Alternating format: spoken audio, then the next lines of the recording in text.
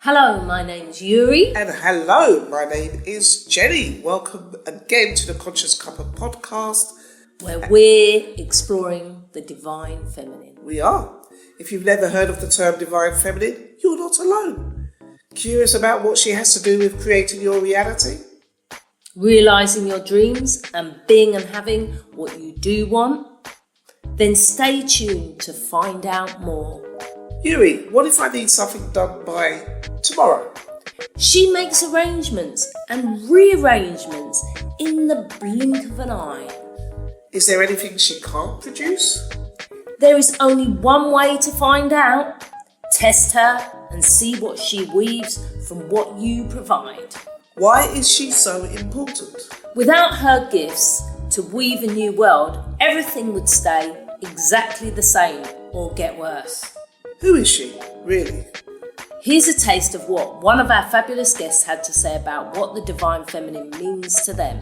Within the Vedic culture and within the Hare Krishna philosophy, we worship God in his male form and we worship God in his female form. So absolutely God is female and absolutely God is male. And we worship them both simultaneously. In that simultaneous worship, we have the supreme lover and the supreme beloved. And in that, we see a complete loving exchange of the female form serving the male form, and then perfectly, super perfectly, and then the male form more perfectly serving the female form, and then the female form ups it up and serves more the male form, and it's just forever a cycle of increasing blissful loving exchanges. And that is the real position of the supreme female serving the supreme male and the supreme male serving the supreme female. We made this podcast to pick up this overlooked, underappreciated, infinitely intelligent divine mind who resides in all of us. So, grab a brew, take a pew, and let's give the divine feminine her due. So, what have we got in our cup, in our mugs today? You went for Builder's Brew. Yeah. The old BB that everybody loves. And I have gone for Good Earth Company from California, 1972. But it's not that old, this tea bag. Hopefully not. It's only been alive for 2 minutes in my cup. It's Born to be Bold. A delicious sun-dried white tea with a crisp punch of natural pear, enhanced with the sweet floral notes of elderflower.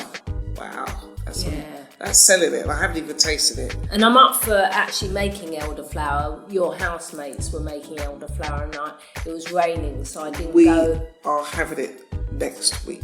Wonderful. Yes. And I'm going to collect some from my aunt, so that's lovely. And we have an amazing rum cake, which is gluten and dairy free, so I can eat it. Doreen. From Doreen. I went to this amazing pop-up market in Brixton, and Doreen was so lovely. She stopped me, who's made this cake, and said, actually, you can eat it. It's gluten and dairy free. Hold on, it's got Ray and Nephew rum in it. Yeah. Okay, we're not It's going to make rum it. cake. We're not going to make it to the end of this episode. We know about this nephew. Yeah, this nephew's a good nephew. I like this nephew a lot. Well, shall we have a taste? Yes, help yourself. That's pretty good. Wow.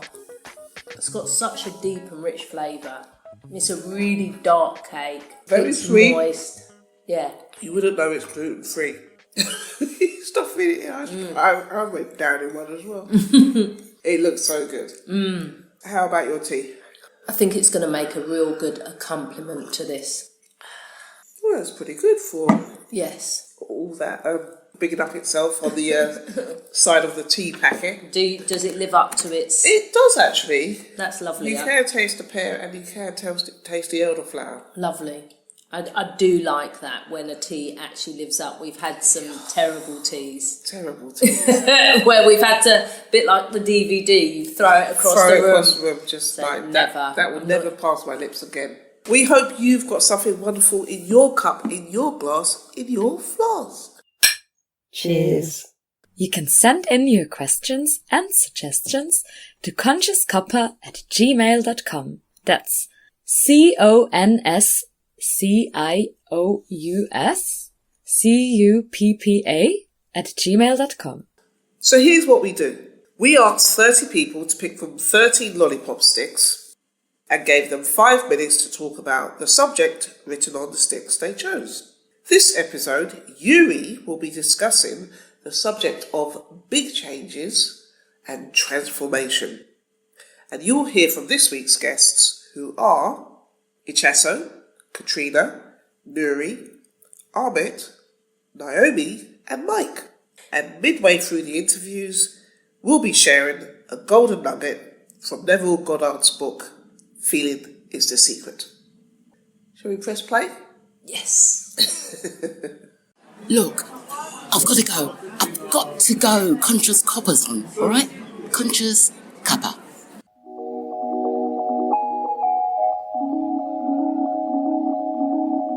Ooh, big changes. Big changes and transformation. You want to put that back for somebody else?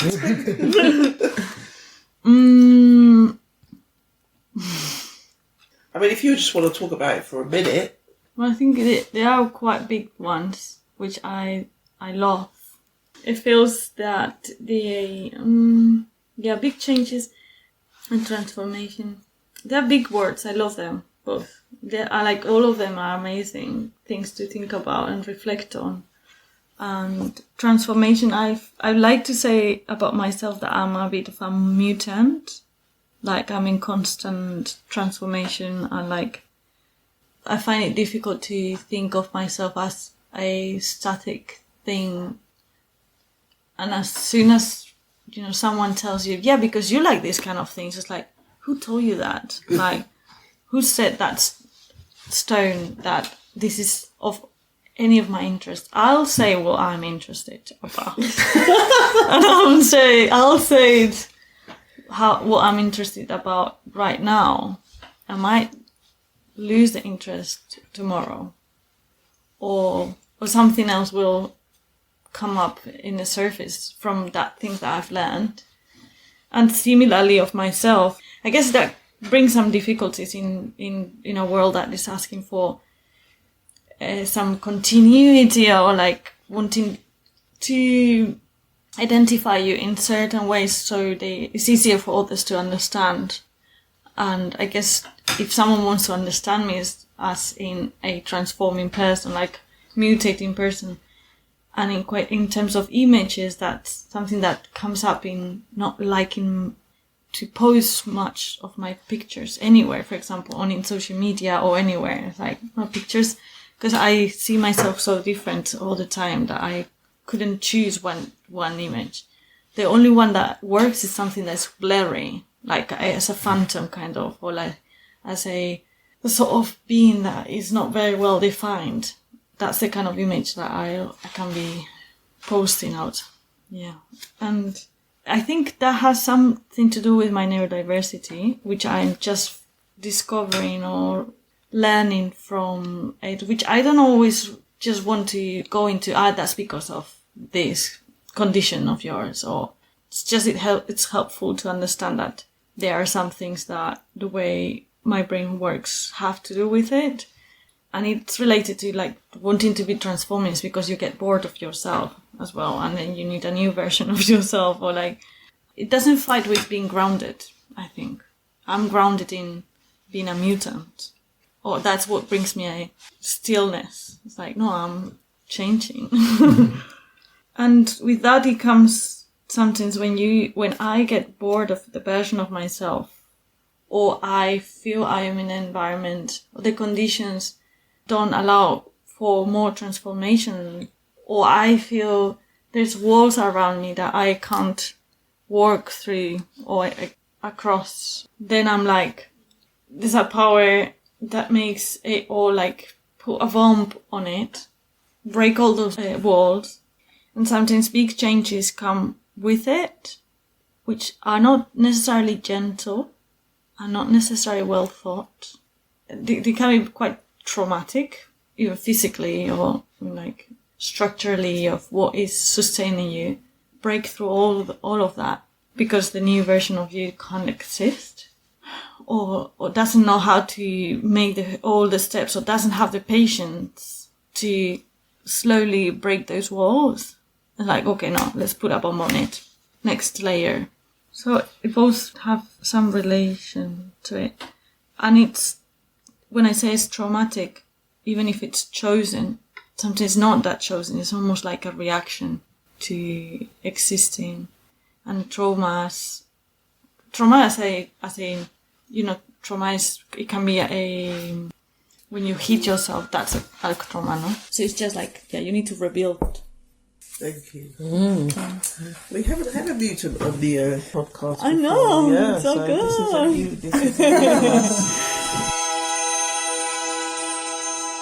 Okay, my first thought is like, I feel like, I don't know if this happens to other people, but like things that maybe at some point I will say like, oh, that was a big change. Maybe when I was going through it, or when things were happening, I didn't realize, or I couldn't acknowledge at that time that, oh, this is a big change.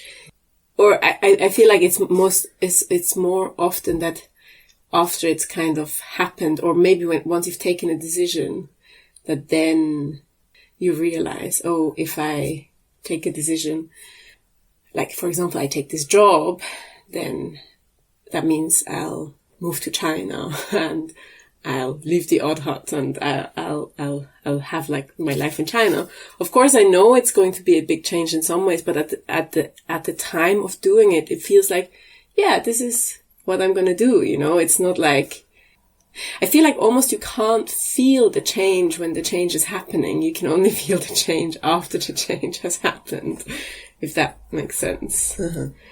Like, I feel like that's what I mean. Like, I feel like there's always big changes. Like, I don't know, there's always changes, like things always change, right? Yeah. And I don't know if I can necessarily say like, oh, this is a small change or this is a big change, but like, there's like, I guess the meaningful changes, like even I don't know what to say. Was there something you thought was going to be a big change and it turned out to not be as transformative as you thought it might have been? Like when you like you finished your PhD, or when you left home, or when you moved to England, or when you... No, I think all of those things at the time I was thinking, oh yeah, I'll just do this. Yeah. But when it actually happened, you realize, wow, that was like really hard. Or like some things were really hard. Like, for example, the PhD, I think, like, obviously when I started the PhD, I went into the PhD with all of this, like, I'm going to do this thing. And for most of it, I was really just kind of going along with the flow. And I don't think I put, like, I mean, I didn't put that much pressure on myself because I kind of also enjoyed doing it, but also I procrastinated a lot. So in some ways, like you could say like, but along that path, there was lots of things that changed. Like, for example, I think when I went to China for, 1.5 years or almost a bit longer, I remember in the beginning, for my fieldwork, I remember in the beginning I was there by myself and I felt so lonely, but I had put myself in that situation, like to be in the city where I didn't really know anyone. And it was really hard, but it just felt like this is what I should be doing. And it's not like a big change, but I think afterwards, I kind of noticed, like after maybe a year of being there, or maybe even when I came back, and I kind of noticed, in the process of that, I think I also kind of changed. I think I got more, it became easier for me to be alone. I think I used to, like, in the previous house shares that I lived and stuff, I was always the one who went to bed last and stuff like that, because I always wanted to be around people. But I think that experience of kind of, like, at the time I didn't think about it. It would be forcing myself to be alone and having to make decisions by myself all the time, but rather than relying on other people. But I think through that, then also something changed. And I guess maybe I became more confident in maybe relying on myself or something, or making decisions for myself and being with myself and with my thoughts or something. Yeah, which like afterwards I kind of recognized, oh, I think this is like a change that like, I guess I kind of think is like a positive change in some ways. You know what I mean? Like, yes. So, but it's not that when it was happening or when I was struggling through these things that I was thinking like, oh, this is because I'm going through these big changes. It's more that the process of this situation, this change where I suddenly kind of was really by myself in a situation that I changed. Yeah. And also like with the PhD, like in the end, like when it was like the final crunch kind of thing, I could obviously feel that I was like very stressed, but it was only after they'd finished that I just realized how, I think many people have that once you finish, you realized how it's not just that you finish and then you're finished, but it actually takes a long time for you to come down from this heightened level of like stress and like, I guess, I don't know, all of the other things, but mostly I think for me it was like a stress level that I was on that I think it took me like maybe 8 or 9 months to kind of really feel like more myself again. Yeah. And maybe it's also about like recognizing, okay, now I have this PhD, like, I don't know, you know, it's something that you work towards for like, I don't know, 5-6 years and then suddenly it's there. But this change, like, or this, I guess, changing back to feeling myself again, it's also not something that it just happens so gradually. Yeah. I almost feel like, at least in terms of like personal change or transformation or something, you can't just say like, oh, I'm going to make this change. I'm going to be a different person today because or tomorrow, you know, because that's not going to happen. Like, at least not for me. Maybe I'm not disciplined enough, but like, I guess it takes time. And yeah. I don't know. I think there's something kind of comforting in that. Transformation. It's like that the toy which is coming suddenly. Yeah. And a big changes. So there are 2 different subjects. You can choose one of them. Or both of them. Or both of them. Okay, let's start with change. Change. Easy to say. Hard to do. I think we all need to do changes around ourselves every day. That's what I think the human being is just coming to this world. To just learn and experience to improve the quality of him or her life and the people around them, and then in the larger scale, maybe the whole world. But doing it is another thing. I think in order to change something about yourself or your place, society, you have to start to admit it, to accept it, there is a change required. You need to change because otherwise things are not moving. It's like, let's say you have a puncture in your car and you cannot drive it. You have to change the tire. So unless you get to that point, which the necessity is there, and you have to mechanically do something about it, you might talk about it day and night, nicely, hours, but when you come to do it, you are not doing it because you don't believe in it. You are not dedicated to that. You don't mean it. It's good to say it because it impress the people. Oh yeah, he's gonna do it. But actually, you don't want to do it. You just want to please the people and say, yeah, okay, yeah, I do it. And it's very, very personal. I mean, you cannot make somebody else's to change. And I think you shouldn't. Maybe you can get around it, but directly to tell somebody, do this or do that, or don't do this or don't do that, it never works. And I personally don't believe into expecting the people you know, about yourself, yes, but about the other people, I think you shouldn't try to change them. Because when you meet somebody and you find them interesting, that is the person you find interesting. So by changing them, then it's not that person.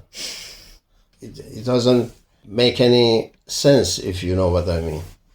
So therefore, I think the only thing you can change is about your own personal life, and that has to come within yourself, and you feel it's the time, or is it needed, and then it become easy.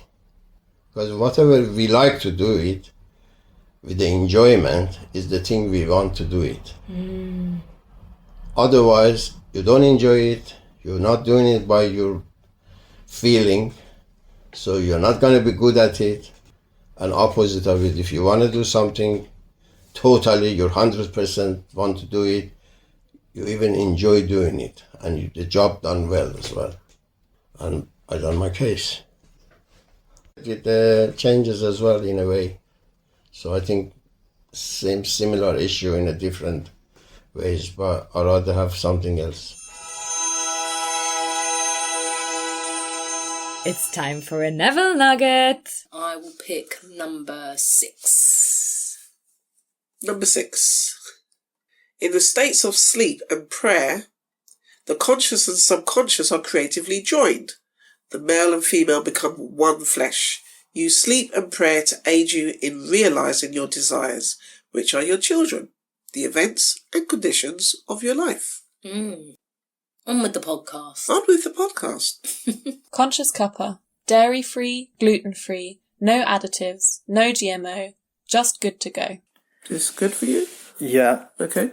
What is it? Wow. Okay. So it is transformation and big changes. I guess I've had big changes and transformations in my life, and I think this past year has seen some big changes in my life and some transformations in my consciousness and in my everyday daily practice and my practice of being in a relationship with Caro and being in a dad relationship and being in this house. I think I've grown and I've transformed this past year. But I guess these two things, transformation and big changes, is making me think about Asya and what kinds of transitions she's involved in right now and what we all have to learn from the transitions that she's making. So I'm also thinking about what it means to nourish yourself, to have the capacity to make a big change. How do you nourish your big change abilities?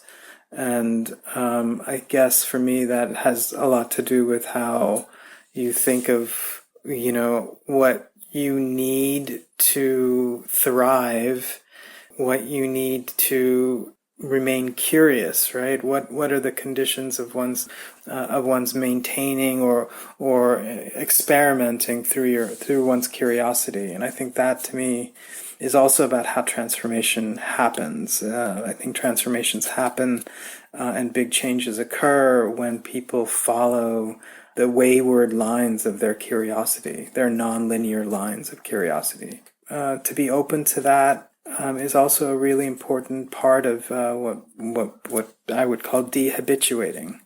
I think we need to get beyond the habits that we have of everyday life that make us really want the same rather than face the changes and the differences that are emerging in our life. And so I think that to me is also about an openness with the world and an openness with chance. There's this nice phrase in French, bon chance, and, good luck. It's, to me, a way of thinking, can you open your heart and your mind, your body, to the changes that are calling you? I think we're always being called as well by changes. Sometimes we don't heed the call. Sometimes we're afraid of the call. But it's impossible, I think, to just forget it. I think that call to change is an important part of life. Transformation. Big changes. Well, they can't be two different things, right? Transformation can be really gradual, like something that happens without you really noticing how you transform and grow. I mean, life is transformation per se, I guess. Yeah, sometimes I think, how did I get here? Like, I haven't actually decided that it should be like this. It's quite staggering sometimes how you transform without consciously, being in the steering seat without having made these big decisions that took you there. But sometimes you also need to decide to make a big change, I guess, when it's going the wrong way. I'm sort of like, I'm the small steps, unconscious transformation type. I let things come my way and then sort of try and catch the wave, let's say. Because that is my experience that works best in a way. Big changes. Well, I think you can lay the ground for a big change and then let it come. When it comes, it comes. When it doesn't come, you shouldn't be devastated. I think this is how I try and approach transformation. That's how it worked best for me in the past. Yeah. Sometimes I need to make a big change in terms of where I am. I like moving around. I like to change locations. Like now, I'm here in London. Normally I live in Berlin. Sometimes I just need to be somewhere else. Japan? In Japan, for example. It's nice to have a second home somewhere else in the world. I think, that's the big change for me is spatial change. Is a different setting, a different life that you can tap in and out again and go home. I think that is something that feels reassuring for me, that there's another option. Like you can go somewhere else, but you can also come home. It doesn't go away. Options. Big changes happen sometimes without you choosing them. Sometimes they are tragic. Sometimes they are amazing. I guess it takes a lot of strength to cope with the tragic changes. Yeah, it's also a gradual process. It's also a transformation, the way that you relate to a change that is maybe not so welcome. The way that you develop strength to deal with it, little by little, that is a slow transformation in the way that you kind of adapt to the big change. Big changes happen in the world. I think they just drag us so long. Can't do much about them in a way. Sometimes I feel like big changes are happening all around, bigger and faster than they used to be. I think that is something that everyone is dealing with in their own way. Some people have an easier time adapting to big changes, let's say technology or, the way that society evolves. Others might not adapt so easily. I perceive the changes as potentially frightening. Yes. At the moment, and I think it is good to face the possibility of fear and the possibility of different realities, or realities that are different to those that I grew up with, for example. We need to talk about these things a lot. I don't know if you should adapt to everything that comes your way. Sometimes I feel like, no, I don't. I just resist this and I'm not part of this change, for example. Yeah. I think that's a big part of my personality, to just say, no, sorry. I'm not going along with this. No, thank you. Yeah, exactly. Not for me. Thanks. I don't know, the funny thing about changes, right, is that they don't have to be big. And they don't have to be immediate. I think particularly in today's culture, some of the best changes that I've made are very small and they're pretty slow. When I got sober, the changes that I've made was that instead of getting pissed in the evening, I went to meetings. And instead of sitting by myself, I sat with other people. And that's the thing, I became receptive to change. I'd had all these big, I'm never going to do this again. You know, that whole, just coming up to the new year and everyone swears, I'm never going to do this again. It's of course you're going to fucking do this. You've done it your whole life. What's going to stop you doing the stuff that you've already done? Something's got to change.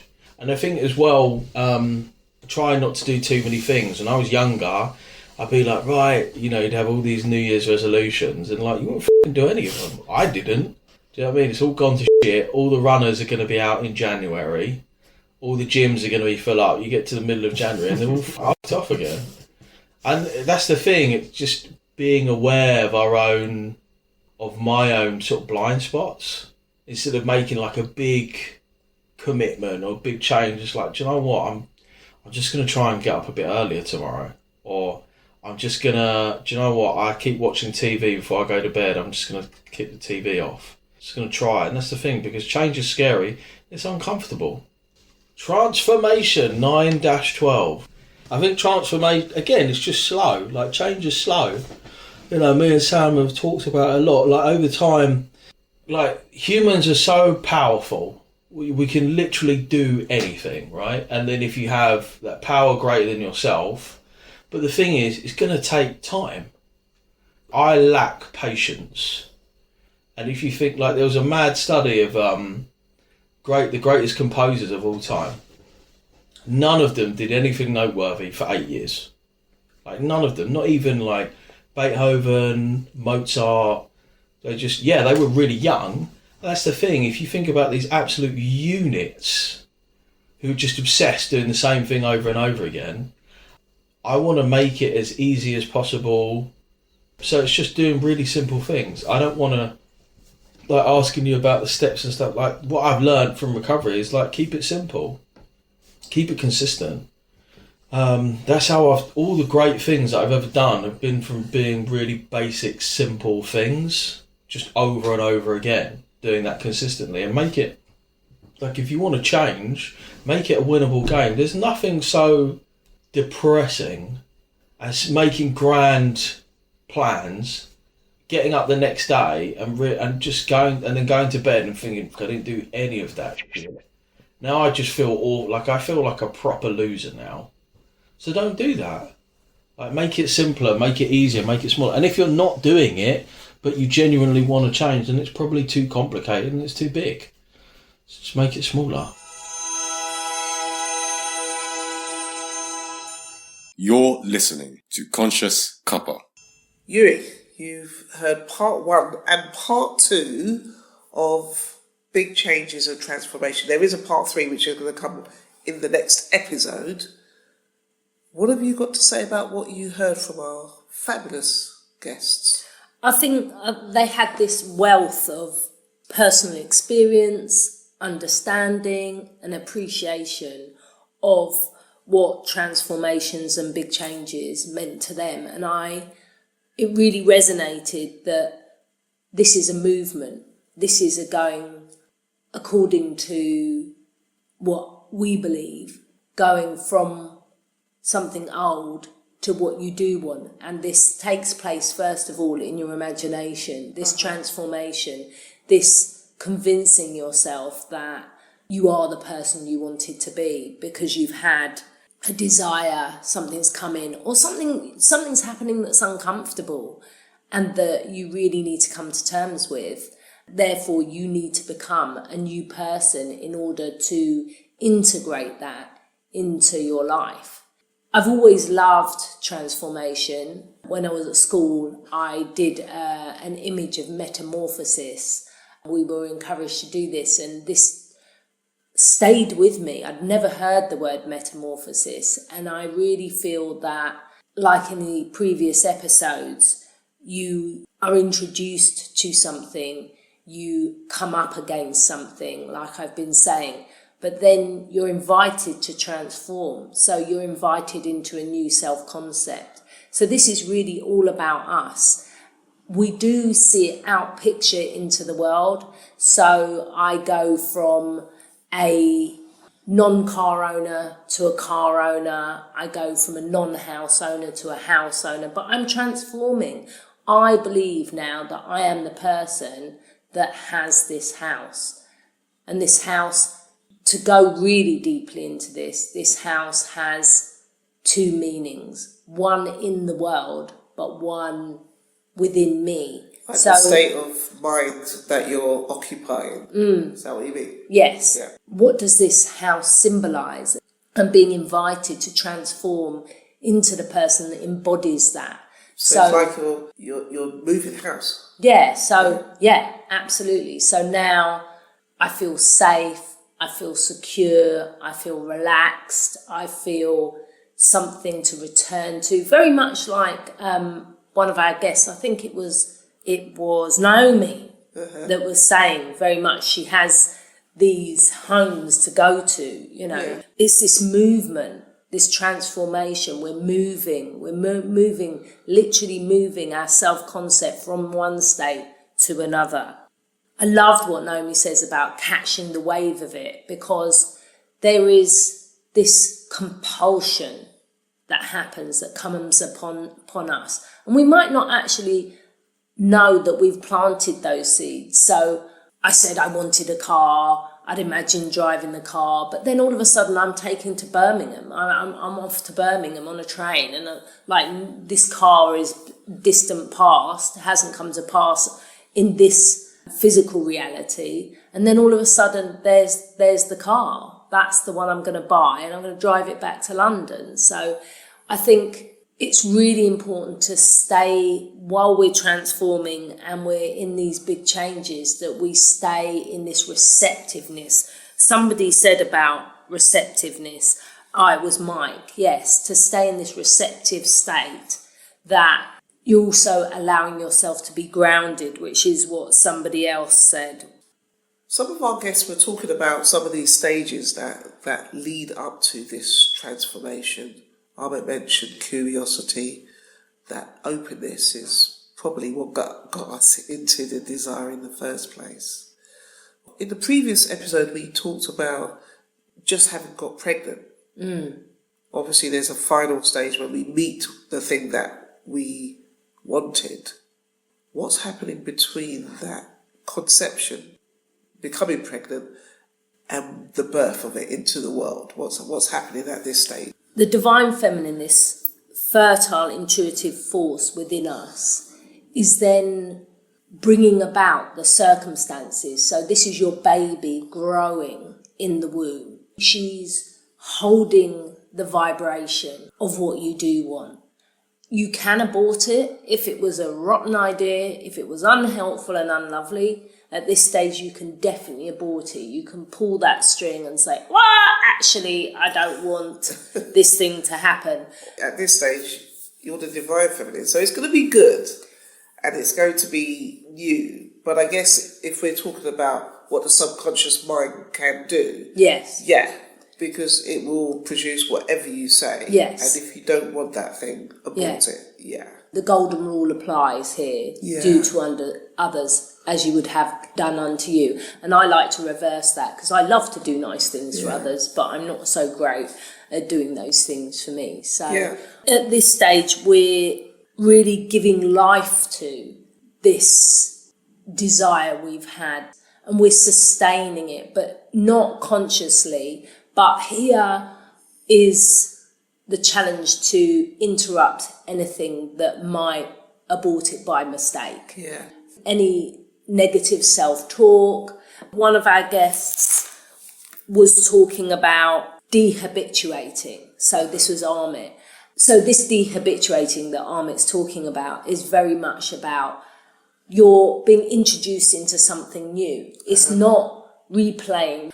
So anytime anything that isn't in line and in sync with what you do want, it's really important to just, actually, I'm really grateful, I'm really appreciative of having that car, having that home, having that job, having that partner, having whatever it is, or being that. So reaffirming, no, I'm compassionate. I'm a compassionate being. I'm a loving being. I'm a helpful being. Whatever it is that you'd said, and whoever it is you said you wanted to be, to reaffirm that anytime there's any disturbance. Because the divine feminine is going to pull things into being that you're not aware who's going to be involved and how it's actually going to arrive. Absolutely. It can be what somebody used the term uncomfortable. There can be discomfort in this change. We're not really looking at the fear side of things. But, having a baby is going to bring some discomfort with it, even though you've imagined the joy of having that bundle of fun. Yes. But there is, because there's changes coming, there is going to be the disruption of the old habits, and new habits will be formed. Yeah, Katrina talked about it possibly being lonely or hard, and so did Nuri actually. But all of these things also recreate our self-concept. So it's not that this is just coming out of the blue, although it will do, but it doesn't come without birthing pains. Yeah. Depending on how resistant you are to the transformation and how habituated you are into these old ways of being depends on how challenging it is. But you're taken through these steps of incidents and you are in this state of growing this baby, this thing that you do want, this self-concept you do want. And so it's about attracting what's needed. So it's about being allowing, being self-aware, being even confident, I think somebody said. Patient. Patient, yes. Yeah, I guess that's part of the faith that comes in the previous episode we talked about. One of our guests, Ichaso, talked about the walls, the conditions that are going to be broken. Do you want to say something about that? Yeah, like you said, Ichaso was talking about these walls, maybe these challenges, these barriers that you feel that are stopping you being and having what you do want. But actually, this is the time where those things they're washed away. But it's during this time that we get the final flushing away of the things that might have been obstacles to the bringing to fruition the thing that we wanted. Yeah, they dissipate and dissipate, by not giving them attention and giving what you do want attention. So your attention is purely on having this baby, this is going to be amazing. Yes. Or there's no attention. Yeah. It's one or the other. So if there is doubts that do come up, re-engage with this attention, re-engage with the joy of you having and the fulfillment of you having and the thrill of you having what you do want. Yeah. Whilst you're pregnant, you're just going about your daily business, actually. Yeah, there could be that strength needed, yes, the faith that overcomes tragedy. And it could be very difficult, but like you say, we're going back to the image that we first held, and this is where all the strings are being brought together and being entwined, and the tapestry is being woven while you get on with your daily business, whatever your daily business is. And I think at this stage, you're really embracing what Ichaso talks about as being the mutant. You're embracing this energy of change. You have that ability. This is innate. This is what the divine feminine is all about. She's the energy of change. She can transform anything. She can bring about big changes because this storehouse is infinitely full of anything you might want. Yeah. What we are is eternal. That means it doesn't change. But the eternal is the thing that is causing changes. So there's some things that don't change, but in this world, day becomes night, night becomes day, spring becomes summer, becomes autumn.